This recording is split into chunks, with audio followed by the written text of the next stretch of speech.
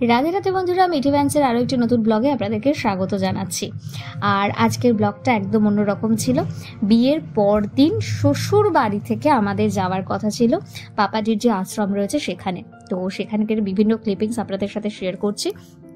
আমরা বিকেলবেলা 3টের দিকে বাড়ি থেকে বেরিয়েছিলাম, তো সেইগুলোই আপনাদের সাথে অল্প বিস্তর শেয়ার করছি। হাত ভর্তি একদম মেহেন্দি, নতুন সেজে গুজে নতুন বউ এবার যাচ্ছে হচ্ছে আশ্রমের উদ্দেশ্যে। তো সেখানে ছিল হচ্ছে গুরু পূর্ণিমার বিশেষ অনুষ্ঠান ছিল, সেই কারণেই আমাদের ওখানে যাওয়া ছিল। তো প্রচুর মানুষজন সেখানে এসেছিল, সেগুলোই আপনাদের সাথে ধীরে ধীরে করে শেয়ার করব। আর এই কালারটা আমার ভীষণ একটা পছন্দের কালার, তাই আমরা যখন বাড়ি থেকে বেরোই ভালো করে আগে মাতা রানীর পুজো করে নিয়ে যজ্ঞ কমপ্লিট করে নিই। বিয়ের আগে আমি একটা এই কালারের শাড়ি পরেছিলাম, যেটা আপনাদেরকে দেখিয়েছিলাম আইবুড়ো ভাতের সময়। আর ঠিক বিয়ের পর দিনও আমি ওই কালারের বেশি একটা কালার চুজ করে রেখেছিলাম, যেটা আমার খুব পছন্দের কালার। তো এই কম্বিনেশনটা তো আমরা কলকাতা থেকে একদম সেট করেই নিয়ে গিয়েছিলাম। তো এখানে মাতা রানীর পুজো হচ্ছে, মাতা রানীকে দেখতেই পাচ্ছেন, আবার একটা নতুন শাড়িতে কিন্তু সাজানো হয়েছে। আর পুজো কমপ্লিট করতে আমাদের প্রায় সময় লেগে গিয়েছিল 1.5 ঘন্টা মতো। যজ্ঞ কমপ্লিট করে তারপরে এবার আমরা বেরিয়ে পড়েছি আশ্রমের উদ্দেশ্যে যাবার। চারপাশটা দেখতেই পাচ্ছেন, পাহাড়ি রাস্তা, প্রচুর প্রচুর সুন্দর এবং ফাঁকা জায়গা। মানে এখানে আপনি নিঃশ্বাস নিতে পারবেন একদম মন প্রাণ ভরে। জায়গাটা কিন্তু খুবই সুন্দর। এখানে মানে প্রচুর সুন্দর সুন্দর যেমন সিন আপনারা দেখতে পারবেন রাস্তার আশেপাশে, সেরকম কিন্তু খুব সুন্দর যে পাহাড়ি রাস্তা, পাহাড়ি যে এলাকা, পাহাড়ের যে বাড়ি ঘর, সেগুলো কিন্তু দেখতে পাবেন। আমার যেটা সব থেকে মজাদার লেগেছিল, আমরা যেখানে থাকি কলকাতায়, সেখানে তো প্রচুর বাড়ি এবং পাশাপাশি এত বাড়ি, আর এখানে ছিল অনেক অনেক মাঠ, তার মধ্যে মানে প্রচুর প্রচুর জমি, তার মধ্যে একটা করে বাড়ি। এটা আমার বেশ ভয়ঙ্করও লাগছিল যে কিভাবে এরা থাকে। তো এইভাবে আমরা যাচ্ছিলাম এবং একটি নদী পার হয়েছিলাম, যেটা কিনা এখানকার বিখ্যাত যে নদী রয়েছে সেটি আপনারা দেখতেই পাচ্ছেন। আর এর মানে বেশ অনেকটা সময় আমাদের লেগেছিল, 1.5 ঘন্টা মতো যেতে সময় লেগেছিল। তো সেই সময়টাতে শুধু প্রাকৃতিক দৃশ্য অনুভব করেছি, যে আমরা কলকাতায় যেখানে থাকি আর সেখান থেকে এই জায়গাটা সম্পূর্ণ আলাদা।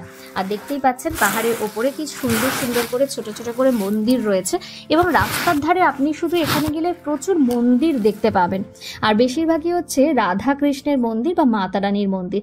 আমার যেটা বারবার করে একটাই কথা বলেছি, যে কৃষ্ণ ঠাকুর আমাকে কিন্তু এখানে ডেকে নিয়ে গেছিল, হয়তো আগের জন্মের সাথে কোনো একটা কানেকশন ছিল। দেখতেই পাচ্ছেন যেটা বলেছিলাম, যে একটা বিশাল বড় জমির মাঝখানে খুব সুন্দর সুন্দর বাড়িগুলো। এখানে যে বাড়িগুলো রয়েছে সেগুলো কিন্তু এত সুন্দর ডিজাইনার বাড়ি। আর এখানে একটা অদ্ভুত জিনিস রয়েছে, এখানে কিন্তু কেউ হেলমেট পরে বাইক চালায় না। এটা কেন সেটা আমি সত্যিই জানি না। আর বেশিরভাগটা এরকম ফাঁকা ফাঁকা রাস্তা, আর মেয়ে থেকে শুরু করে মানে যারা এখানে মহিলারা রয়েছে তারা কিন্তু সকলে স্কুটি চালাতে জানে, কারণ এখানে যাতায়াতের একমাত্র ভরসা নিজের গাড়ি। তো যাদের বাড়িতে গাড়ি রয়েছে তাদের তো কোনো কথাই নেই, আর যাদের গাড়ি নেই তারা কিন্তু প্রত্যেকে কিন্তু স্কুটি চালাতে জানে। বাস সার্ভিস রয়েছে, কিন্তু আমাদের এখানে যেমন আমরা অটো টোটো এইগুলো খুব অ্যাভেলেবেল থাকে, ওদের ওখানে কিন্তু সেটা নেই। আর এরপরে আমরা চলে এলাম সেই আশ্রমে চারপাশে দেখতেই পাচ্ছেন, অনেকটা জায়গা নিয়ে কিন্তু এই পুরো আশ্রমটা আমার শ্বশুর মশাই বানিয়েছেন। দেখতেই পাচ্ছেন কি সুন্দর পুরো আশ্রমটা, মানে আর চারপাশে পুরো ফাঁকা। আমার তো প্রথমে গিয়ে এত ভালো লেগেছিল, কিন্তু যখন একটু রাত হয়ে গেছিল তখন কিন্তু বেশ ভয় লাগতে শুরু করেছিল এরকম ফাঁকা জায়গায়। কিন্তু গ্রামবাসীরা যারা ছিল তারা সকলে এসেছিল। লাস্টে ধীরে ধীরে করে আমি জাস্ট একদিন এখানে স্টে করেছিলাম, তারপর আর সেই ভয়টা কিন্তু লাগেনি। কিন্তু প্রথম দিন যাওয়ার পরে কিন্তু একটু ভয় লেগেছিল, কারণ এরকম ফাঁকা জায়গা তো আমরা কলকাতায় কখনো দেখিনি। কিন্তু একটা জিনিস ভালো ছিল, যে প্রাকৃতিক সৌন্দর্য। আপনি সকাল বিকেল দুপুর এক এক সময় প্রকৃতির যে বিভিন্ন চেঞ্জেসগুলো রয়েছে এগুলো কিন্তু খুব সুন্দরভাবে এখানে উপভোগ করতে পারবেন। তখন বাজে ঠিক বেলা 5:30। আমরা একটু পুরো জায়গাটা দাঁড়িয়ে গল্প করছিলাম, জাস্ট সবে মাত্র এসেছিলাম যেহেতু। এরপরই সন্ধে হয়ে যাবে, তাই চারপাশটা একটুখানি ঘুরে ঘুরে দেখছিলাম। কিন্তু যেহেতু বাড়ির নতুন বউ ছিলাম, তাই প্রচুর ভিডিও কিন্তু নিতে পারিনি, যতটুকু সম্ভব হয়েছে। বাট পরের বার গেলে তো প্রচুর প্রচুর ভিডিও বানাবো, কারণ জায়গাটা এতটাই সুন্দর যে মানে ভিডিও না বানালে আপনি থাকতেই পারবেন না। তখন রাত প্রায় 9:30 বাজে। আমরা সবাই একটুখানি খাওয়া দাওয়া কমপ্লিট করে এসছি একটুখানি হাঁটতে। তো সেই ক্লিপিংসটাই আপনাদের সাথে শেয়ার করছি। তো এইগুলো কমপ্লিট করে তারপরে আমরা গিয়ে শুয়ে পড়েছিলাম প্রায় 10টা থেকে 10:30টার মধ্যে। আর এখানটাতেও দূর দূর অবধি দেখতে গেলে যদি দেখা যায় সেখানে কি শুধুমাত্র লাইট দেখা যাচ্ছে, এর বাইরে আর কিছুই দেখা যাবে না। আর মানুষজন তো একদমই নেই বলতে গেলে। হ্যাঁ, বেশ কিছু মানুষ এসেছিল যারা বিভিন্নভাবে এখানে কাজে সাহায্য করে, তারা বিভিন্ন সময় এসেছিল, কিন্তু এত যেহেতু রাত হয়ে গেছিল এরপরে আর তখন আমরা শুধু পরিবারের লোকেরাই সেই সময় উপস্থিত ছিলাম। তো এখানে আসার পরে তো বেশ একটা অন্যরকম অনুভূতি ছিল। আর আজকে আমরা এসেছিলাম এখানে শতাক্ষী আন্টি আর হচ্ছে ওনার হাজব্যান্ড আর হচ্ছে রামুদি আর বাবা, আমার দেওর, আমি আর আমার হাজব্যান্ড, তো সবাই মিলে এই রাতটা এখানে কাটিয়েছিলাম। খুব মজা হয়েছিল। আর তারপরের দিন সকালবেলার ভিউজটা আপনাদের সাথে শেয়ার করছি। তো এই বশিষ্ঠ আঙ্কেল মানে শতাক্ষী আন্টির যে হাজব্যান্ড রয়েছে সেই কিন্তু সকালবেলা আমাদেরকে রাত 3টের সময়, সরি সেটা সকালবেলা ভুল হবে, ভোর 3টের সময় কিন্তু আমাদেরকে খানপা স্টেশন থেকে আনতে গিয়েছিল। টনি আঙ্কেল, মহিমা আন্টি আর বশিষ্ঠ আঙ্কেল, ওরা 3জনে মিলে গাড়িতে করে কিন্তু তারপরে আমাদেরকে পাঠিয়ে দিয়েছিল। আর এই হচ্ছে আশ্রমের যে বিভিন্ন যে অনুষ্ঠান হচ্ছে সেটা আপনাদের সাথে শেয়ার করছি। এই সময় এখানে কিন্তু যে ভক্ত যারা রয়েছে তাদের যে সমাগম হয়েছিল, তারা সবাই দীক্ষা নিতে এসেছিল গুরু পূর্ণিমার দিন। আমার শ্বশুরমশাইয়ের কাছে যারা যারা দীক্ষা নিয়ে রয়েছে তারা গুরু হিসাবে যে প্রণাম করছে আপনারা দেখতেই পাচ্ছেন। তো উনি যেহেতু একজন স্পিরিচুয়াল গুরু, সেই জন্য কিন্তু ওনার কাছে প্রচুর মানুষ আসেন। আর আজকে এখানে একটা ভোগ বিতরণের ব্যবস্থা ছিল এবং তার সাথে ছিল হচ্ছে, যেহেতু আমি নতুন বউ হিসাবে এখানে এসেছি, আমার সাথে সকলকে পরিচয় করিয়ে দেওয়ার একটা অনুষ্ঠান। তো সেইখানে প্রচুর মানুষ এসেছিল, আমাদেরকে প্রচুর গিফট দিয়েছিল এবং অনেক সুন্দর সুন্দর গিফট আমি পেয়েছিলাম, যেগুলো সব পরে আপনাদের সাথে শেয়ার করব যতটা সম্ভব হয়। আর এই হচ্ছে আশ্রমের মন্দির, যেটা কালকে আপনাদের সাথে শেয়ার করা হয়নি যেহেতু অনেক রাত হয়ে গিয়েছিল। তো খুব সুন্দর দেখতে পাচ্ছেন। আর আমরা এখানে সবাই বসেছিলাম যখন বাইরে অনুষ্ঠান হচ্ছিল এবং আমরা সকলেই বসে কি করব সেটাই ভাবছিলাম। আর একটু যেহেতু নতুন বউ সেজন্য একটু কনফিউজড ছিলাম যে আমার কি করা উচিত। যাই হোক, সবাই খুব মজা করে কিন্তু সময় কাটিয়েছিলাম। পরের দিন সকালবেলা কিন্তু আর তার রশ্মি আন্টিও কিন্তু এখানে এসেছিল। আর বাকি সবাই বিভিন্ন যখন সময় পেয়েছে সেই সময় কিন্তু এসেছিল। বেশ অনেকটা সময় এখানে আমরা মজা করে গল্প করে কাটাচ্ছিলাম, কারণ এরপরে হচ্ছে আমাদের যে বিভিন্ন যে রিচুয়ালসগুলো আছে সেগুলো করতে যাওয়ার ছিল। আর ঠিক আমার একটা গ্রামের যে বউ যখন ঠাকুর আইন, এই একটা ফিলিংস হচ্ছিল ওই খাটে শুয়ে শুয়ে। যাই হোক, এইভাবে বেশ মজা করে কাটিয়েছিলাম। আমার জন্য স্পেশালি ডাল আর আলু ভাজা বানানো হয়েছিল, কারণ হচ্ছে যেহেতু এখানে সম্পূর্ণটা ভেজ খাবার দাবার ছিল, কিন্তু এখানকার ভেজ খাবার আর আমাদের খাবারের মধ্যে একটু ডিফারেন্স দিতে ছিল। তো আমার হাজব্যান্ড দাঁড়িয়ে থেকে সেই আমাদের এখানকার মতো ডাল আর আলু ভাজা বানানো হয়েছিল। আর আমি যে বলেছিলাম যে আজকে ভোগ বিতরণ রয়েছে, তো প্রচুর মানুষকে কিন্তু এখানে কিন্তু খাওয়ানো হয়েছিল, সেটাই ক্লিপিংসটা আপনাদের সাথে শেয়ার করলাম। আর এরপরে আপনাদের সাথে শেয়ার করব যে রাত্রিবেলা একটা ছোট্ট অনুষ্ঠানের আয়োজন করা হয়েছিল। সেই অনুষ্ঠানটা আপনাদের সাথে শেয়ার করব যে আমি কীরকম সেজেছিলাম। আর প্রচুর মানুষজন যেহেতু এসেছিল, এই কার্যক্রমটা শেষ করতে করতে অনেকটাই রাত হয়ে গিয়েছিল এবং রাতের দিকে এখানে একটা ভজন সঙ্গীতের আয়োজন করা হয়েছিল, যেটা আমার কাছে বেশ একটা ইউনিক ব্যাপার লেগেছিল, কারণ এর আগে কখনো আমি এরকমভাবে দেখিনি। তো সেই ক্ষেত্রে দাঁড়িয়ে পুরো আশ্রমটা আপনাদের সাথে কালকে অল্প বিস্তর ঘুরিয়ে দেখিয়েছিলাম। আর এরপরে হচ্ছে সেই ভজন কীর্তন শুরু হবে যেহেতু, তাই আমি আর আমার হাজব্যান্ড দুজনে খুব সুন্দর করে সেজে গুজে একদম রেডি, কারণ প্রচুর মানুষ যারা দিনের বেলা আসতে পারেনি তাদের সাথে আমাদের বিকেলবেলা দেখা করার কথা ছিল।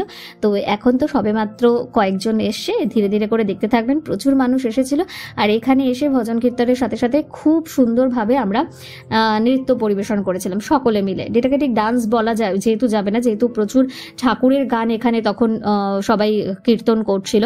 তার সেইখানে যখন যে নাচগুলো, সেটাতেও কিন্তু বেশ একটা মজাদার ব্যাপার ছিল, মানে এগুলো তো কখনো আমি এর আগে এক্সপিরিয়েন্স করিনি। তো এই দেখুন, সেই বলতে বলতে সেই ভিডিও ক্লিপিংসটা আপনাদের সাথে শেয়ার করলাম। এখানে কিন্তু কোনো হিন্দি গান বা বাংলা গান এরকম কিন্তু কিচ্ছু চলছে না, এখানে কিন্তু ঠাকুরের নাম গান চলছে এবং সকলে কিন্তু ঠিক এইভাবেই নাকি মজা করে এই ধরনের অনুষ্ঠানে।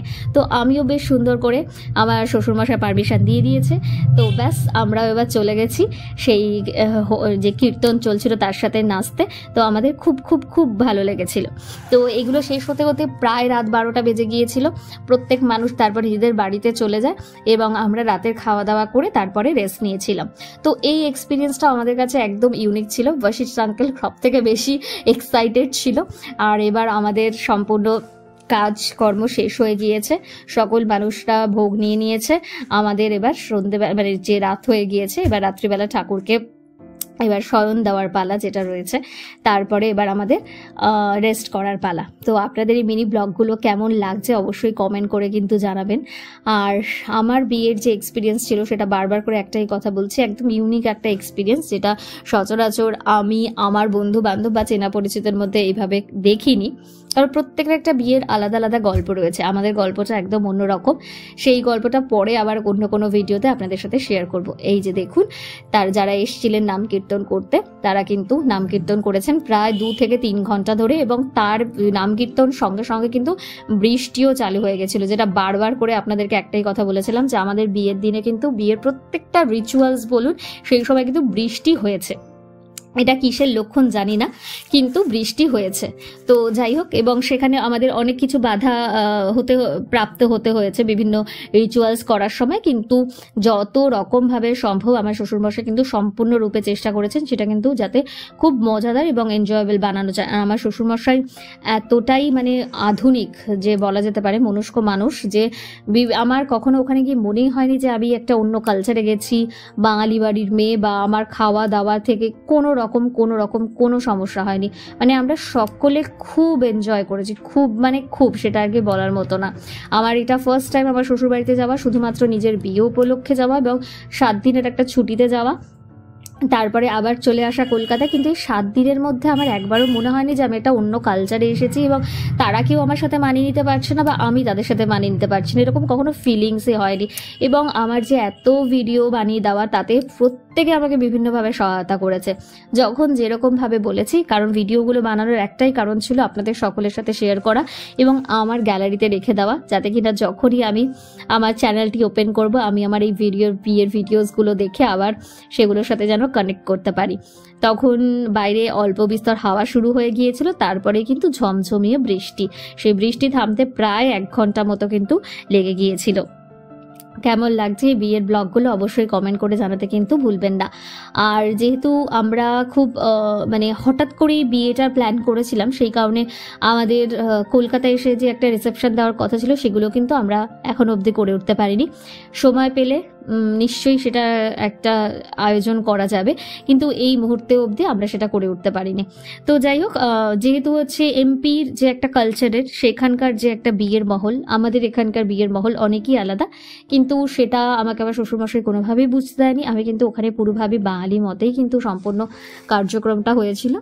যে রিচুয়ালসগুলো আমার খুব একটা বিশেষ মনে হয়নি যে খুব আলাদা কিছু ডিফারেন্স কিছু রয়েছে বাঙালি নন বেঙ্গলির মধ্যে। হয়তো কোথাও খইয়ের জায়গায় চাল, চালের জায়গায় খই, এইটুকুই যে ডিফারেন্স রয়েছে। বাট 7 পাকে বাঁধা থেকে শুরু করে সবকিছু রিচুয়ালসই কিন্তু একদম সুন্দরভাবে কিন্তু করা হয়েছিল। যাই হোক, আপনাদের ব্লগগুলো কেমন লাগছে অবশ্যই চ্যানেলটিকে সাবস্ক্রাইব করতে ভুলবেন না, পাশের বেল আইকন প্রেস করে দেবেন, তাহলে সমস্ত নোটিফিকেশন আপনার কাছে পৌঁছে যাবে। আর আশা করি পরের যে আর একটাই ব্লগ রয়েছে যেটা বিয়ের রয়েছে, সেটা অবশ্যই আপনাদের সাথে ধীরে ধীরে করে শেয়ার করব। আপনাদের সেটা দেখতেও নিশ্চয়ই খুব ভালো লাগবে। আশা করি যে পরের ব্লগগুলো আপনারা দেখবেন।